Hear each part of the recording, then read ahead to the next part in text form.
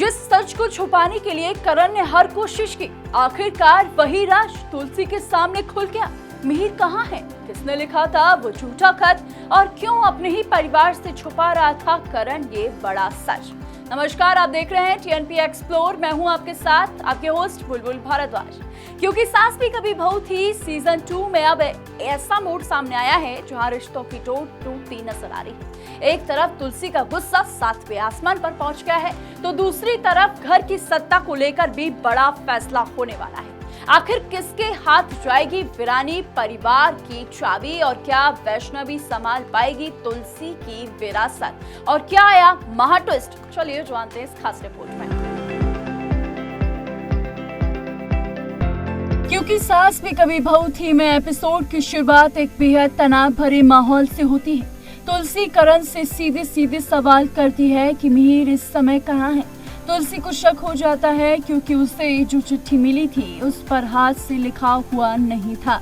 तुलसी करण को समझाती है कि मिहिर कभी टाइप किए हुए खत नहीं भेजते, वे हमेशा अपने पेन और पेपर का इस्तेमाल करते थे। पहले तो करण बात को टालने की कोशिश करता है और झूठ बोलता है, लेकिन जब तुलसी का गुस्सा 7वें आसमान पर पहुंचता है तो वह सच उगल देता है। करण रोते हुए मान लेता है कि वही खत उसने खुद लिखा था ताकि तुलसी और मिहिर दूर हो जाए, क्योंकि उसे लगता था कि उस तुलसी ने ही पार्थ को मारा है। तुलसी गुस्से में आकर करण को मंदाकिनी का बेटा तक कह देती है। इस बात पर करण इमोशनल हो जाता है और चिल्लाकर कहता है कि वह ना तो मंदाकिनी का बेटा है और ना ही तुलसी का, वह सिर्फ और सिर्फ मिहिर का बेटा है। तुलसी उसकी एक नहीं सुनती और उसे खुलेआम चुनौती देती है कि वह हर हाल में मिहिर का पता लगा कर ही रहेगी। इसके बाद तुलसी गौतम, साहिल, शोभा और दामिनी के पास जाती है और उन सब से मिहिर के बारे में पूछती है, लेकिन सभी लोग साफ मुकर जाते हैं और कि उन्हें कुछ नहीं पता। घर के अंदर ड्रामा तब और बढ़ जाता है जब तुलसी देखती है कि घर का हर सदस्य अपनी ही दुनिया में व्यस्त है और किसी को किसी की परवाह ही नहीं है। सबको एक जगह इकट्ठा करने के लिए तुलसी जोर से थाली बजाती है, जिससे पूरा परिवार चौंक जाता है। सब पूछते हैं कि क्या हुआ, तो तुलसी गंभीर होकर कहती है कि भले ही ये घर अंदर से बढ़ चुका है, लेकिन इस घर की चाबी एक ही है।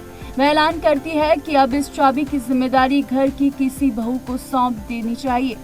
नियति बीच में सवाल उठाती है कि इस वक्त तो नंदिनी भी यहाँ मौजूद नहीं है, फिर इतनी जल्दी क्यों है?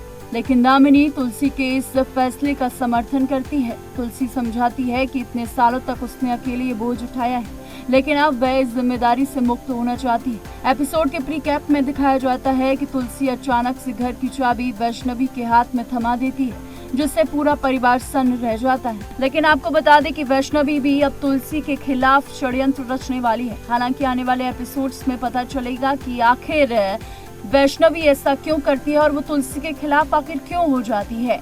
मेकर्स इस कहानी को किस तरीके से मोड़ देते हैं ये आने वाले समय में पता चल जाएगा। तो ऐसी तमाम शो से जुड़ी हर बड़ी खबर के लिए देखते रहिए टीएनपी एक्सप्लोर।